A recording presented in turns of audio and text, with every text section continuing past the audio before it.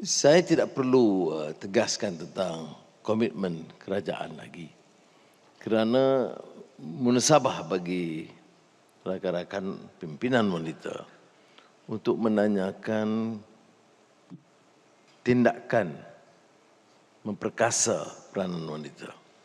Ya. Ini bukan lagi suatu tuntutan sepihak. Kalau mau kita bangunkan negara, kita harus bangunkan keluarga.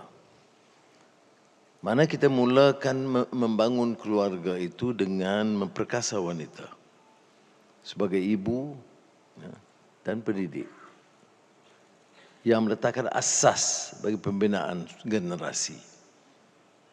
Semua kita yang berhasil kerana didikan, tentunya ibu bapa, tetapi lebih ramai yang mengatakan pengaruh dan peranan ibu. Saya termasuk, kerana ibu saya, almarhum Puan Cik Yan Amin Husin, di antara yang telah membentuk, mendidik, menunjukkan kasih sayang, erti kehidupan, erti kemanusiaan, erti ihsan, didikan agama, nilai. Jadi sebab itu, soal pembangunan keluarga itu tidak harus dipinggirkan. Menteri tahu bahawa saya tidak hanya khusus mengadakan program mendukung di bawah kementerian, kerana kebajikan dan pemerkasaan wanita itu harus mendapat komitmen yang menyeluruh. Setiap kementerian. Bicara soal perpaduan, ada peranan wanita. Pendidikan, pendidikan tinggi, kesihatan, komunikasi, mesti beri ruang yang secukupnya kepada wanita.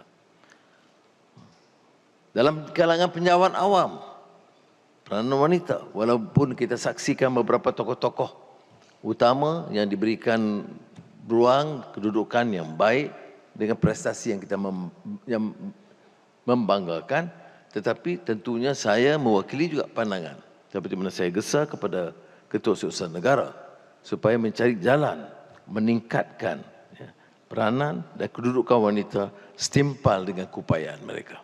Kita tidak pilih wanita itu sekebetulan kerana dia wanita. Tetapi untuk berlaku adil, kita pilih kerana mereka punya peluang dan kewibawaan dengan rekod yang cemerlang dan tidak harus disisihkan, ditinggalkan semata-mata kerana mereka kebetulan wanita. Sebab itu contoh yang harus diberikan ialah tentu dalam kerajaan sendiri. Walaupun ada peningkatan sekarang 30% jusa dan ke atas itu wanita, tapi tentu boleh diperbaiki. Dan saya tergesa tahun lalu bahawa sektor swasta pun harus ada pertanggungjawabannya. Sektor swasta, terutama syarikat-syarikat besar, syarikat-syarikat kerajaan, GLICS, harus mulai membuat penilaian mengapa di peringkat tertinggi jumlah wanita terlalu kecil. Jadi saya percaya Jemaah Menteri akan minta hal ini diberikan perhatian dan kita akan mendapat pelaporan. Kalaupun kurang, tidak harus dipaksakan diangkat sekarang, tetapi ada perencanaan yang teliti. Kerana kalau kerajaan tidak menunjukkan contoh permulaannya, saya fikir sukar digesa syarikat-syarikat swasta yang lain. Syarikat swasta dari segi peranan wanita itu agak-agak parah kerana penyertaan mereka yang sangat minimal.